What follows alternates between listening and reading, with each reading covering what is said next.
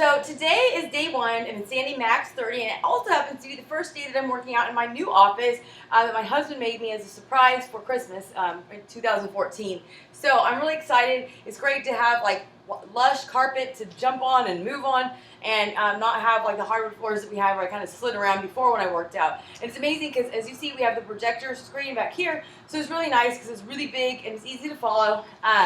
I love it out here. So I wanted to tell everyone, just day to day, how to get started and how I'm feeling, just to, track my progress. I did this when I did PiYo, and it was really great to look back on. It was helpful for my challengers. So number one, make sure if you order Sandy Max 30 that you have all of the books out and you review them before you get started. So we have the No Time to Cook guide. So that means if you eat out a lot or you're forced to eat out because of some event or something, you kind of know how to stick to your nutrition goals. And then right here, the Max Out guide. This is something you're going to read. It's going to tell you what to expect from month to month, the workouts you follow, and it also comes with a calendar that I put up on the wall right over here. And that's where you put your max out times, and you know what schedule to follow.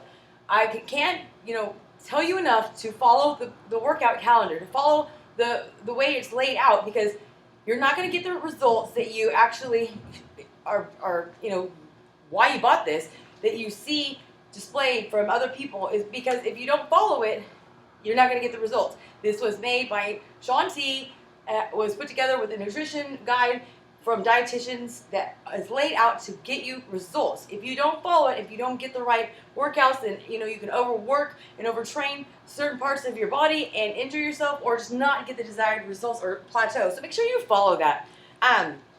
I did the cardio challenge today. It's the first disc on the blue side, so make sure that you do that. It's kind of like the fit test. This is the one you're going to do from week to week, and then you'll be able to track your progress. I followed the modifier track, which is just done by Danielle Katz, who is one of my friends, and she's also in Sandy master trainer. So she actually trained me when I became Sandy certified. So she is one of Shaun T's best friends.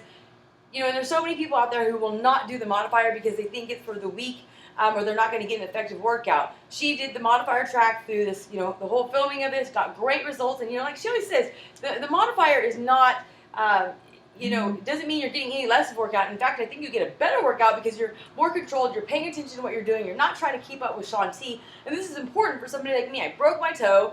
About 3 months ago, I fell off track. I hate cardio. So for me, I'm not going to try to follow Shaun T. I'm going to follow the modifier track. I don't want to injure myself. I don't want to, get my heart rate up too high. I don't want to get discouraged. So I'm following her, and I'm going, I'm going slow. I'm following it. I'm making sure that I'm getting the max results. I'm engaging all of my muscles. And like she said, modifying is not a disease. This is not something that makes you weak. So please don't let your pride get in the way where you try to follow Shaun T, who is, a fitness professional, if you're just getting started. I have no problem, doing this.